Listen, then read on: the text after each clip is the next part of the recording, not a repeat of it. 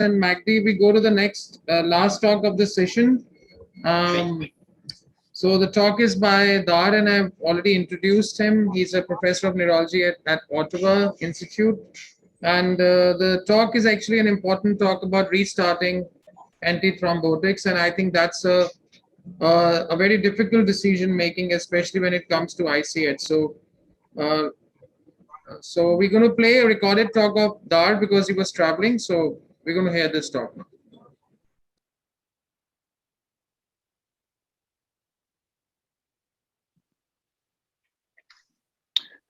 Hello, I'm Dowlatshahi. I'm a stroke neurologist in Ontario, Ottawa, Canada. And I'll be speaking on spontaneous ICH, restarting antithrombotics. I do want to thank the Indian Stroke Association for this opportunity to present to you. I'd like to welcome you to the lecture, and I'd like to thank Professors Bhatia and Professor Padma for extending the invitation. I'll start with my disclosures. Most notably, I will be mentioning an ongoing clinical trial called Enrich AF. I am the Canadian national lead for that trial. And I will be making statements that are derived from the Canadian best practice guidelines for ICH management. And I was a member of that panel, as well as the American Heart Association's guidelines for the management of spontaneous ICH, the last version of which was 2015, and I will disclose that I'm part of the current committee. I'm unable to give you the actual guidelines because they are embargoed until 2022, but the statements I will be making will be sort of a blend of the two guidelines, and they will be in accordance with the guidelines that will be coming out. So my outline for today is to first of all touch on the recurrence risk and then get right into the restarting. And the restarting will be the antiplatelet therapies first, anticoagulation, thromboprophylaxis, and I am going to touch on blood pressure control, and you'll understand why when we get there. So first off, recurrence risk. When you're dealing with a patient that's had an ICH in an undifferentiated population, we can make some very generalized statements. And these data are fairly current. There's been several studies in the last 10 years and some in the last year that show about a 1.2 to 3% per year risk of ICH recurrence in a patient that has had an ICH in the past. This is front loaded in the first year. So your risk will go down if you survive that first year. Now, how can you determine the risk of an individual patient, which is what it's all about when you're making these decisions to restart the antithrombotic? Well, there has been quite a bit of work on this, and the first categories that come up are unfortunately not particularly helpful, but we know that recurrence risk increases with age, and we know that it increases with Asian or Black race. Of course, these are not modifiable.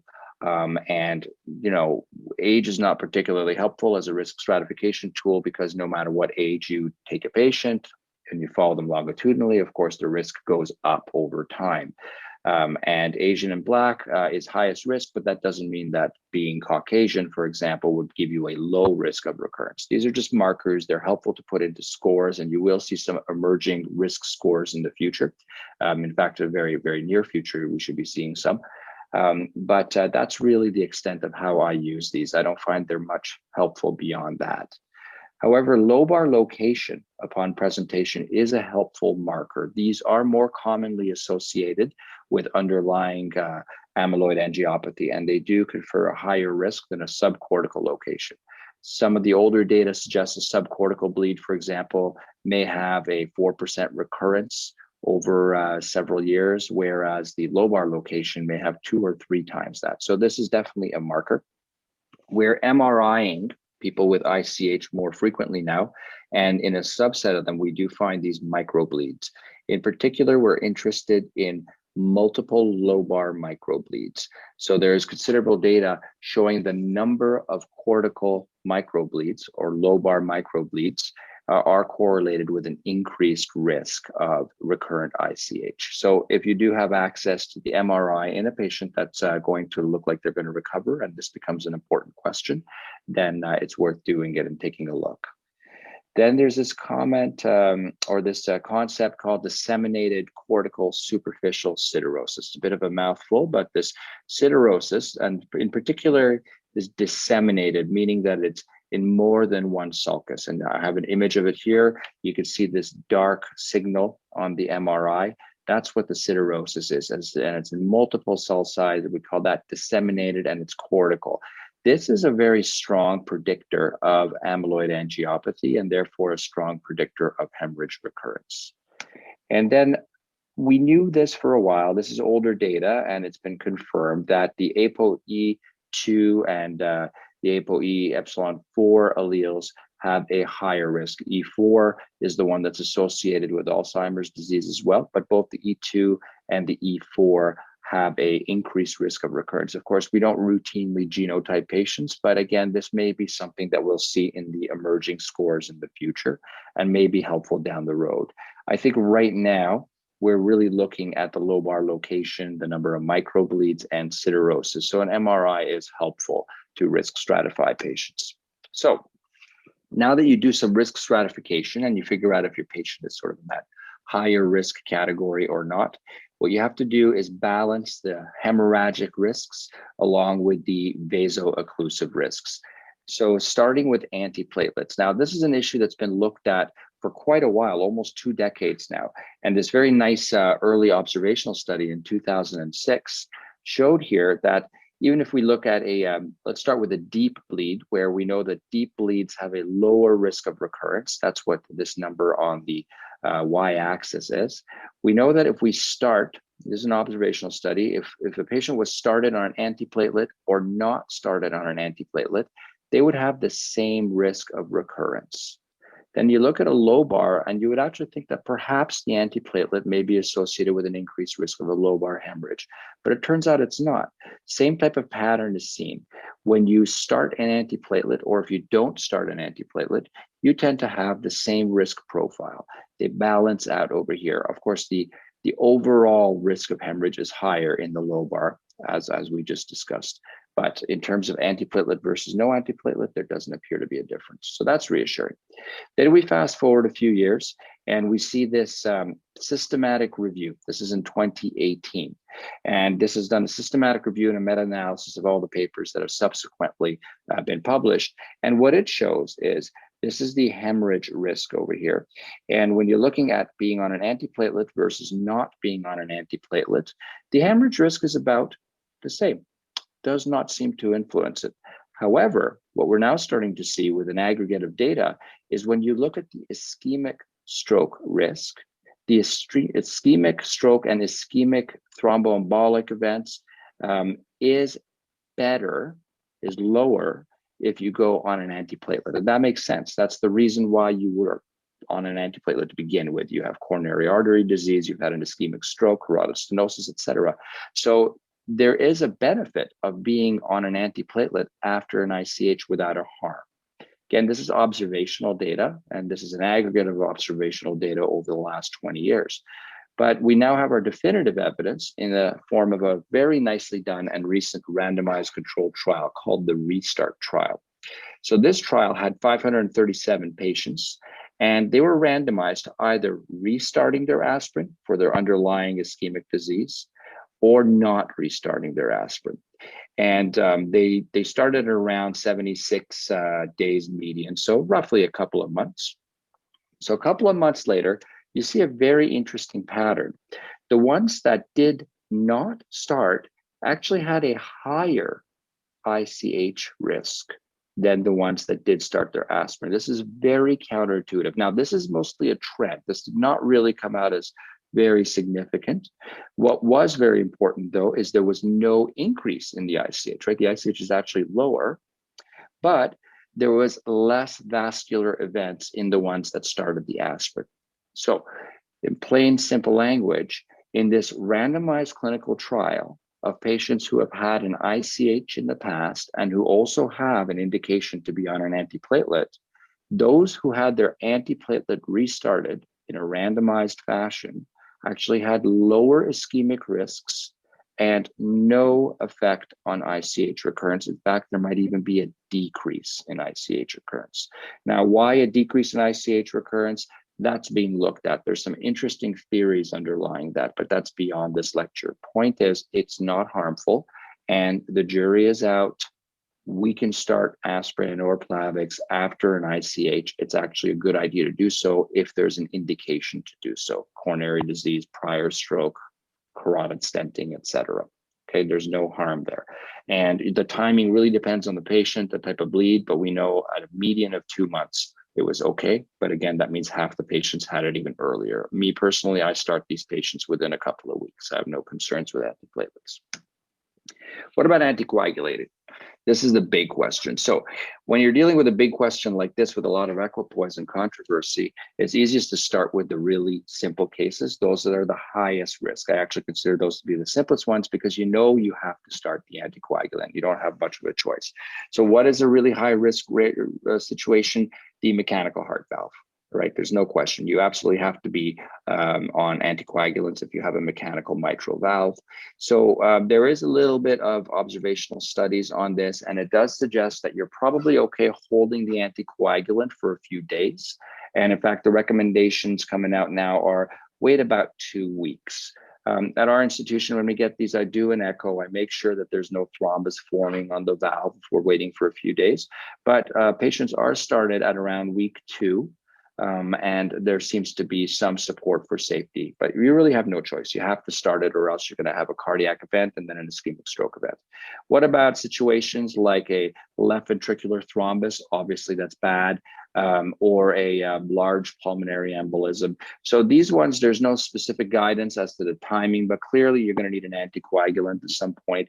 For me, if you have a left ventricular thrombus, you're getting anticoagulated. That's a pretty nasty situation. That's just not something that you can sit on. But a pulmonary embolism depends. Clearly, if you have a symptomatic pulmonary embolism, you're getting anticoagulated. If you have a large one and there's a concern, which there always is in a large one, I would probably anticoagulate. If it's subsegmental, obviously those are the ones that don't always require treatment. So here it really depends on how bad your thrombotic situation is. But these are scenarios where you're already tipped towards wanting to anticoagulate. So it's a question of when and also how. My recommendation here, and this is just expert opinion, is to do something reversible for obvious reasons. So I always start with unfractionated heparin. I never bolus, and I let it go up gently. I scan frequently, keep a very close clinical eye on the patient, and reverse if required. And then once they're stable on the heparin for a couple of days, then I'll transition to something like either low molecular weight heparin or an oral agent, whatever you prefer. Okay, what about our bread and butter case? Atrial fibrillation. So a patient has a known history of atrial fibrillation, may or may not have had a stroke in the past, and now comes in with intracerebral hemorrhage. What do we do?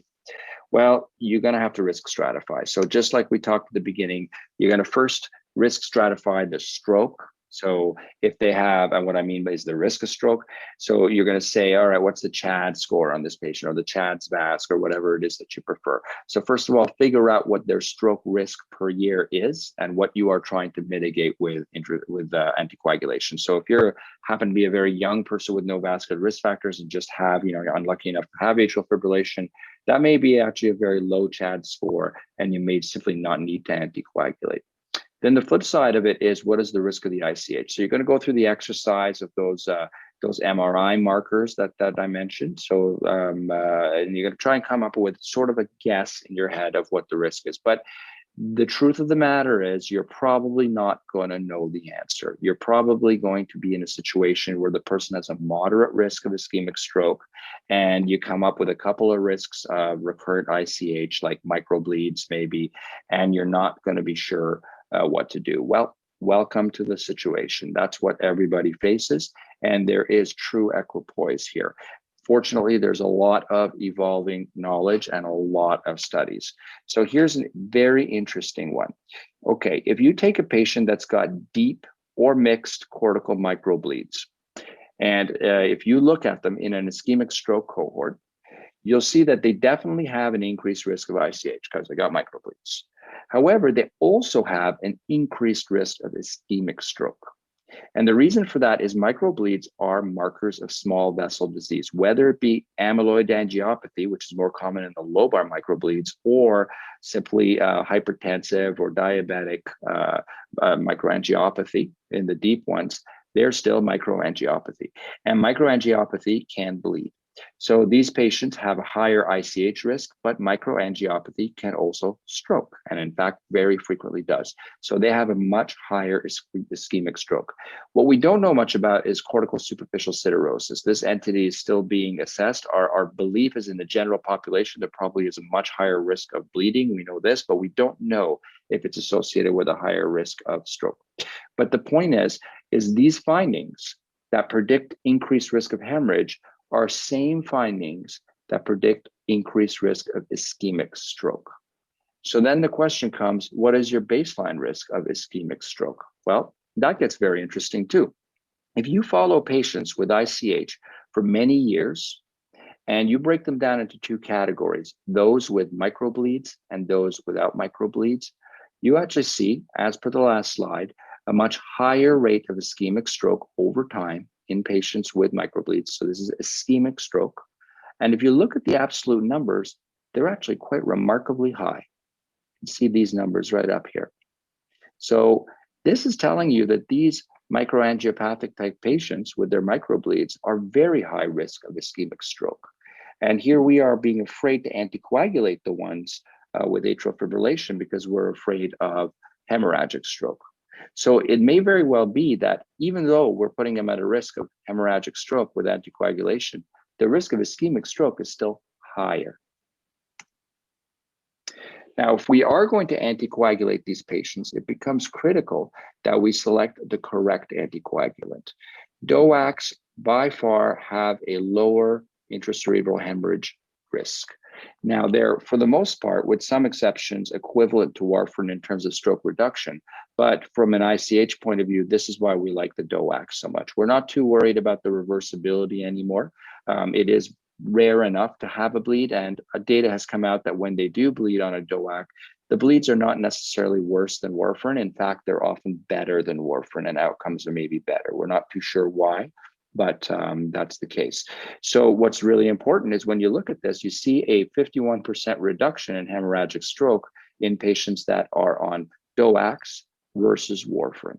So if you do decide to put a patient on an anticoagulant because they have atrial fibrillation and a history of ICH, you have to be using a DOAC. You don't have to, but that is the preferred approach. That is the least risky approach. Now, what do the guidelines say? So here we have three different guidelines: the American, the European, and the Canadian. Turns out they're fairly consistent. Now, the American, as I pointed out, is about to be replaced next year. I can tell you that the original one said really avoid it if you have a lobar hemorrhage. The new ones coming out are going to temper that a little bit, and they're going to be much more in line with the other, in particular the Canadian one. So here they're going to start saying, you know, we're getting a lot of information that ischemic stroke is much more likely in this population. So perhaps it really comes down to the individual patient, which isn't that helpful because we don't know what to do with the individual patient, but it's starting to say you shouldn't necessarily say no right off the bat. You should say maybe. The Europeans essentially say we don't know, is what they're essentially saying. So it comes down to individual situations and they just don't know. And then the Canadians say exactly that. It should be individualized based on your assessment of that individual risk. So really what all the guidelines are now saying is we have equipoise. We're just not sure. We know that some people need it and we know that some people don't. We just don't know who they are. So in a scenario like that, you look at clinical trials and there are ongoing trials. Now here I'll declare my disclosure again. The one that's pointed in red, the enriched AF, is the one that I'm a national lead on. So this one is ongoing internationally, and what it's doing is it's randomizing a DOAC, in this case edoxaban, versus standard of care, which would be either nothing or an antiplatelet. And these are in people with a prior history of ICH. I bring up that one, not just because I'm part of it, but because you're part of it. India is running this trial at multiple centers, and many of these centers are live. So this is, you may recognize some of these centers, some of them may be yours. So the good news is if you are a center running this trial, you don't have to decide. That's the beauty of it. You can let the science decide. And I think that that's actually the most ethical way. Whatever trial you have running that can take a patient, that's the best way. Not just because you don't have to make the decision, because we accept that there's equipoise and so the decision might as well be random, but because the trial will follow the patient for you. And as part of a trial, we will collect every time something goes wrong or something goes right and feed it back, so that if you see clearly one side is doing worse than the other during an interim analysis, you immediately stop the trial, contact everybody in the trial, and switch them over to the appropriate medication. So in a sense, that is the safest and most ethical way to approach this. All right, now let's just say that you've decided, whether through a trial or through clinical decision or whatever, to start the anticoagulation. You picked your DOAC because it's the safer way to go. What about timing? When should you start? Again, another area that's not very clear. There's really only been 2 studies. I'm showing you here the more recent one, which kind of mirrors the prior one as well. But this one gives you a bit more granular data. What we want to look is, first of all, let's just focus on the high risk. They're actually fairly similar, but let's look at a high risk patient, meaning that they're at high risk of a recurrent hemorrhage. If you look at the hemorrhagic rate over here, and then you look at the number of weeks from the stroke or the ICH, which is 0 over here, the black line refers to anticoagulation. The others are antiplatelets and whatnot. So here we're looking at anticoagulation. And then you see the rate of recurrence of an ICH. What this shows is there's this little spike upwards. So they all start weighted at least a month. And then there's this higher number which goes down. And then it kind of flattens out at 8 weeks. What that is saying is that the hemorrhagic risk is highest up front, as you would imagine, and it goes down. And by about 8 weeks, it's looking pretty good and it flatlines. And we see the same in the low risk, interestingly. They're also highest at the 4-week mark and goes down at the 8-week mark, and then no benefit waiting any more than 8 weeks. And then the thrombotic signal, so what if you don't anticoagulate and you sit on it for several months? Well, it goes up. The longer you wait, the more likely you're going to have a stroke, and that's just intuitive, and we know that's the way it is. So what we're seeing here is this kind of 8-week safety period, which is interesting. There was a study by Sam Schulman out of Ontario, Canada as well, in Hamilton about, I want to say 5-6 years ago, and sort of very similar number. They did another study, and that was around 6-7 weeks is what it came out, which is pretty close to this 8-week. So it is reasonable to wait about 2 months, basically, which incidentally is around the same amount of time they waited in the restart trial for antiplatelets. So you can just keep in mind that 2-month number after the ICH of when you might want to start your antithrombotics. Keeping in mind, these are observational studies. There may be indication bias. There's all sorts of issues in there, but it's the best data that we have, so we might as well go with it. Okay. You may have heard of the left atrial appendage occlusion option. So what is that? Well, this is a procedure, and the idea behind it is that it may not be the atrial fibrillation itself that causes the stroke, but rather that is associated with this atrial appendage where the clots tend to be found. So maybe a marker of this appendage issue. Basically, it's some sort of atrial pathology that creates the clots. In this case, you get these clots forming in the atrial appendage. So what you do is you occlude that appendage and reduce the chances that you get a clot related to the atrial fibrillation. So that's the theory behind it. And there's been a couple of trials already. What's the bottom line of the trials? Well, for sure, if you decide to do left atrial appendage occlusion instead of anticoagulation, you get a lower bleed rate afterwards. That makes sense. You're not on an anticoagulant. So the trials did show less hemorrhagic stroke when you use this as opposed to anticoagulant. And then in combined vascular outcomes, which includes death, it actually did similar to warfarin. Now, keeping in mind that most death is driven by ICH and you have a higher ICH rate with anticoagulant, it's interesting that they came out even. Okay, just something I'll leave there. These are combined outcomes. So when you get a bit more granular and you look at the ischemic stroke rate, this was a non-inferiority type of study. It was not non-inferior to warfarin, which means we do not know if it is equivalent to warfarin or not. It did not reach that endpoint. So while left atrial appendage occlusion is an option, and it's a compelling option, it has not been proven to be as good as anticoagulation, and it has certainly not been proven to be better. So right now, it is still a theoretical opportunity. If you have access to it, I would say I would reserve it for the worst patients where you absolutely cannot anticoagulate. There are trials of this ongoing right now. So we will have an answer in a few years of whether this is a viable option or not. But right now I'm reserving them. So we have access to this at our site. I do it maybe once a year. I'll send a patient to it. And those are usually patients where I'm just positive I don't want to anticoagulate. And what I mean by that is for example, they came in with an anticoagulant associated hemorrhage and they were on apixaban this time, which in theory is one of the safer ones. And then it's their second, or maybe the last one was on I don't know, rivaroxaban, and maybe there was a third one many years ago on warfarin or not even on warfarin. So they keep declaring that they're going to bleed, and that one I may not want to anticoagulate. I would rather do this, but it's pretty rare that I have a patient that I'm that certain that I don't want to anticoagulate. So there's your option. Okay. Let's move on to something a lot more straightforward. It's straightforward, but a lot of people are overly concerned about this. So thromboprophylaxis. Do you do DVT prophylaxis when your patient has an ICH? And the answer is absolutely, you do that. Absolutely. And there's a good approach for it. First of all, a patient with ICH, excuse me, is at high risk of a DVT and then subsequently a PE. They're actually 4 times the risk of an ischemic stroke patient. So you absolutely have to do DVT prophylaxis. So what can you do? There has been some nice studies on this, and pneumatic compression boots are the way to go at the first admission point. So within the first 24 to 48 hours, it's been shown that those compression stockings do nothing for a patient with ICH. Don't even bother. Maybe it keeps their feet warm, but I guess it's not cold usually. I don't know. We don't use them. So if you got the pneumatic compression boots, that's what you want to go with. So we put everybody on those upon admission. And here's the thing. You can anticoagulate these patients with low molecular weight heparin, or if you use low dose unfractionated heparin, whatever your preferred protocol is.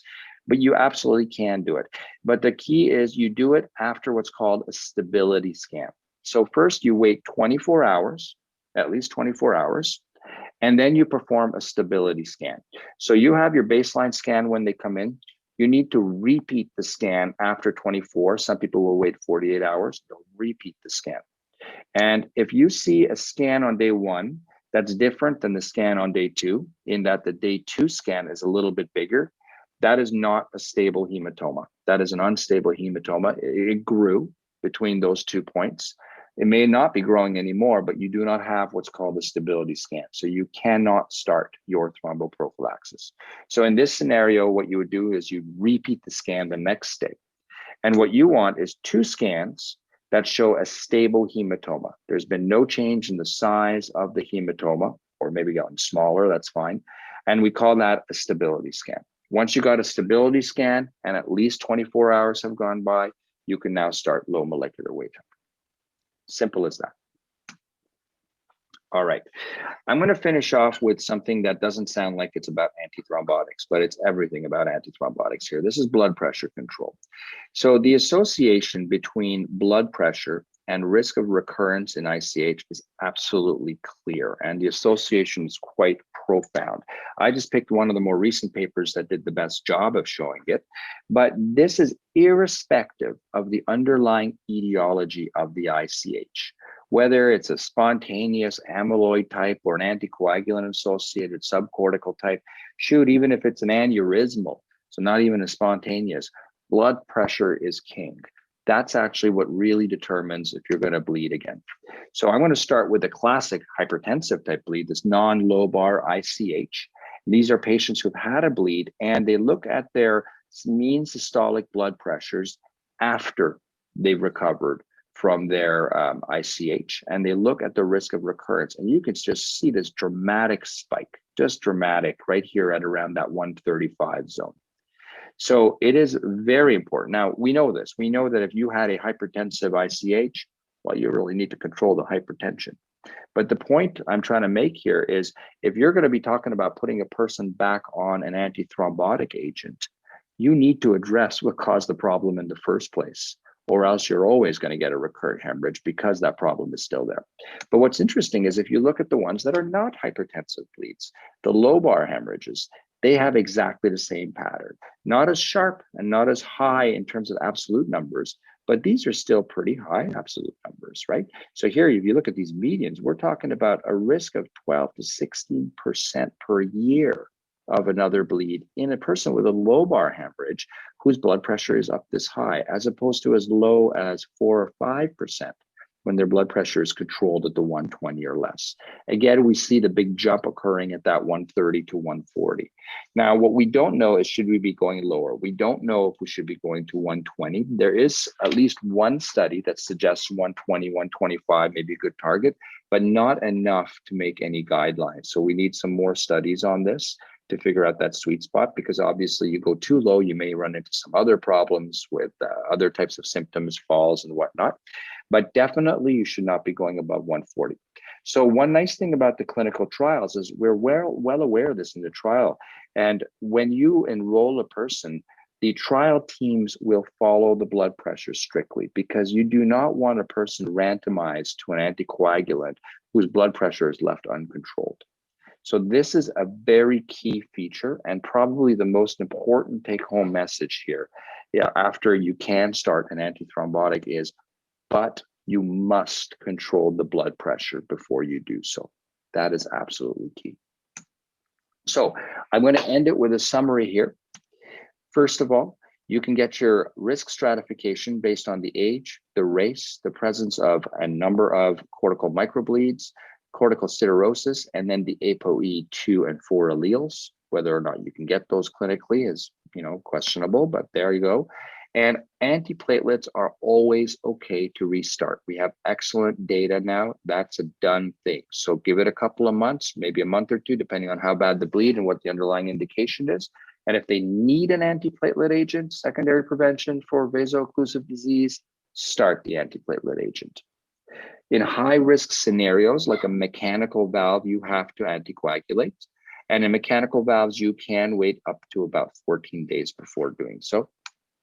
In atrial fibrillation, just recognize that you're not just dealing with a patient with a high ICH risk because they've had an ICH, you're dealing with a patient with a higher ischemic stroke risk than the ICH risk. So that's important to keep in mind. And if you do decide to start anticoagulating for atrial fibrillation, the current consensus seems to be an 8-week time point is a reasonable one to start. There are exceptions. You may have to start sooner. If your patient is having vascular events, obviously you have to start sooner, but that's a good ballpark if you don't have to. And then if you're absolutely positive that this patient cannot be anticoagulated, maybe they have active GI bleeding or something, then you can consider left atrial appendage occlusion. Just be aware that we're not sure it's as good as anticoagulants yet. It is being tested on its own. And DVT prophylaxis should not be a concern and should not be forgotten. That means that you should do it. You should start with the SCDs, the pneumatic compression boots, in the first day or two. And then after 24 to 48 hours, once you got your 2 stability scans showing the hematoma is stable, go ahead and start your low molecular weight heparin or your low dose unfractionated heparin. And finally, do not forget the strict blood pressure control. So that's it for me. I wrap up. Thank you very much for your time. I'm sorry I couldn't be there in person, and I appreciate the invite. And I do look forward to seeing you all again. It has been a while since I've been to India, and I look forward to joining you in person in a future year. Thank you, and good luck. I think on behalf of the organizers, I must say that Dar covered the topic very well, and I think it's something very practical and of need to most of the fellow students who are involved in stroke management. So any comments, Magdi or Majaz? Yeah, so there's a question from one of my colleagues, Dr. Ayush. He would like to ask a question. Magdi and Majaz, you can take the questions, please. Sure. Yeah. The question is regarding restarting anticoagulation in a patient who was on anticoagulants and developed a subdural. Actually, it's slightly different from an ICH, but I just wanted your opinion. So a patient had AF with a CHA2DS2-VASc score of 4 and developed a subdural hematoma and had since got that evacuated. But when would you be comfortable restarting the anticoagulants in such a patient? And an 80-year-old individual on NOACs develops an SDH post-evacuation, when would you be comfortable starting the NOAC? We usually wait for around 2 weeks before we start it. But as Dar mentioned in his presentation, there is this paper from Sam Schumer in Canada, in Hamilton, where he looked at the optimal time to start anticoagulation after hemorrhage in general. And this paper included intracerebral hemorrhage and subdural hemorrhage. And their conclusion was that probably the sweet spot or the optimal time would be 8 weeks. So that would be 8 weeks after the event or 8 weeks after the operation, sir? It was 8 weeks after the event. Magdi, since this gentleman has bled on a NOAC, would there be a consideration? And Majaz was also mentioning about the LA closure device. So would you kind of recommend that? So I think we have to look at the reason why they bled, right? So a lot of the subdurals, is it a spontaneous subdural or is it traumatic subdural? So I think if it was traumatic, that changes the equation a little bit. Because then probably I would try to restart the DOAC again. But if it was spontaneous, which is usually not the most common reason with subdural, then you can consider the left atrial appendage occlusion. The problem with the left atrial appendage occlusion is that, number one, a lot of these patients are elderly. And my understanding is that the closure depends also on some echocardiographic criteria, whether they can do it or not. And sometimes that's not feasible just based on the results of the echocardiogram. The second thing is that these patients still require anticoagulation and dual antiplatelet therapy for a period of 3 months. So it's not really clear whether this anticoagulation for 3 months and the dual antiplatelet is this problematic or not. That's still being studied. One of the things that has been, they're sort of moving away from anticoagulation to only dual antiplatelet therapy for 3 months. So that narrows down the risk of, hemorrhage. and even 3 month anticoagulation. So far we have done about 15 or so with very good results. The follow-up has not been more than a year, but so far people have been doing okay. And it also depends on the expertise, the whole setup of the hospital, how willing they are to do it, what is the interaction between the groups. As Subhash initially said in his lecture, it is a team, and how well we sort of, talk about the risk benefit of the procedure based on, and again, for subdural evacuation, there is no data. And we can start after 2 weeks or 1 week or 8 weeks. There is no data on after subdural evacuation. The question was after evacuation. So there, I think it depends on what are the other risk factors that you have to consider. How likely is somebody to infarct? How likely is somebody to have an embolic event? That would decide when to start or how long we want to delay post-evacuation, because unfortunately there is no data. It's all exported. I think we don't have any more questions either from the audience or on the chat box. Chris? Okay. Yeah. Oh, sorry. Yeah. There's one question from one of our students. She wants to ask that. Good evening, sir. Actually, I wanted to ask if we have a patient of, say, atrial fibrillation or any indication warranting anticoagulation, and we have stopped it after an ICH, be it a deep or a lobar ICH, but we stop it for two weeks or 8 weeks. Is there evidence to suggest that we can bridge that time period with antiplatelets, and would that be beneficial? So is the question whether antiplatelet would be sufficient just to prevent embolic events in patients with atrial fibrillation? With the atrial fibrillation, and we've stopped the anticoagulation because of the ICH. So in the interim period, do we bridge that time with antiplatelets, and is that beneficial? I don't know. In our practice, that's what we do. Yes, we start baby aspirin first, and we decide after this whether we can start anticoagulation or not. But I think we all know that the benefit of an antiplatelet in reducing the risk of embolic strokes from atrial fibrillation are not that significant.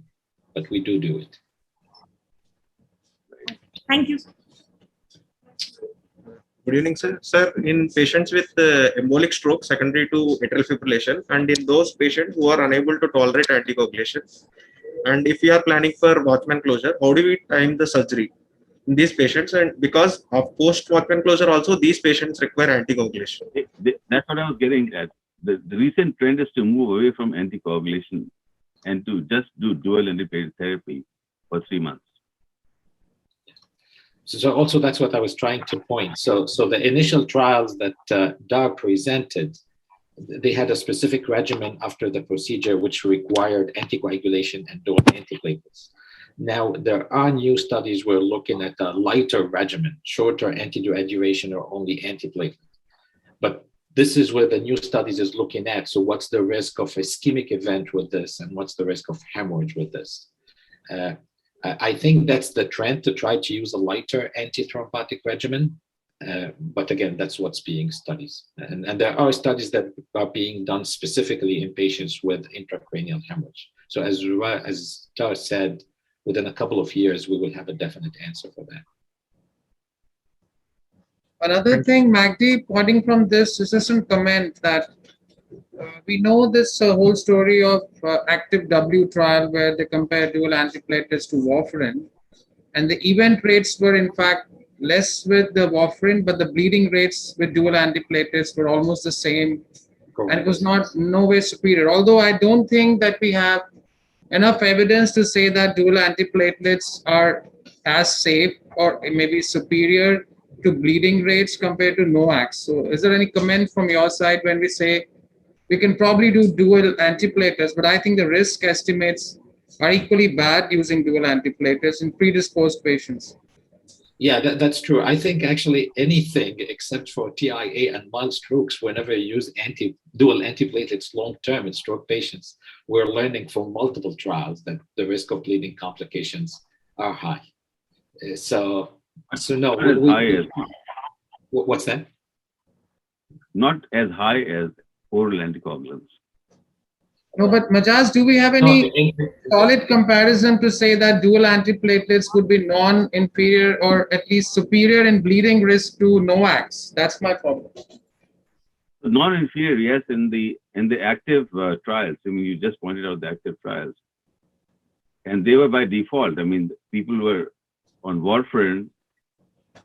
People who are not on warfarin were randomized to the dual antiplatelets or to aspirin. I mean, those were the 3 groups, and the risk of bleeding was much highest was the warfarin group, second was the dual antiplatelet group, and lowest was the aspirin group. Yes, correct. Actually, we have a talk tomorrow on the combos as such. And I think these situations are essentially where anticoagulants you can't give for whatever reason.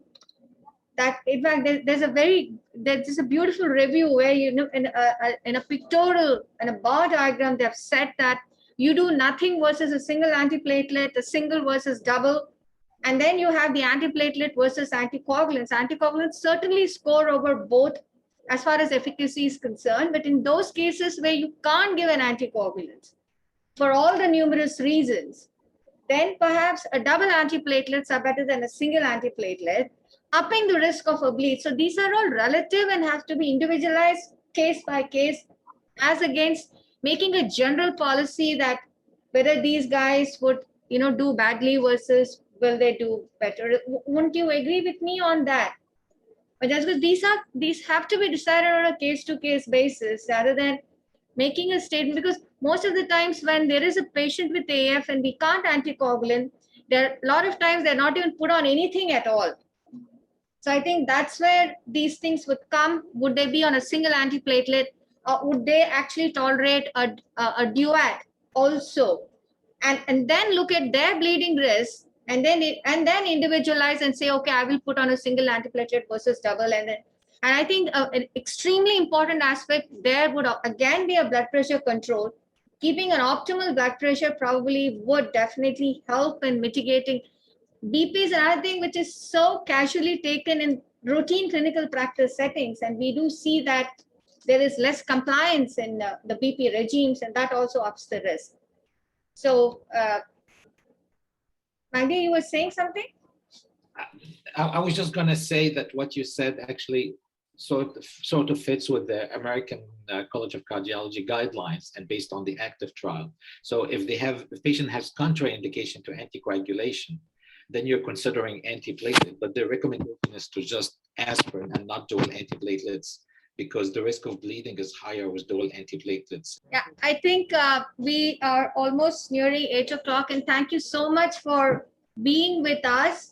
Dr. Majaz, Dr. Mahdi, it's been a real honor to have you on board. And you can see that even this is 8 o'clock at night here in Delhi, and the kids have been here since 8 in the morning, and they're still here. So that shows how well you all conducted the summer school. Thank you, and God bless you.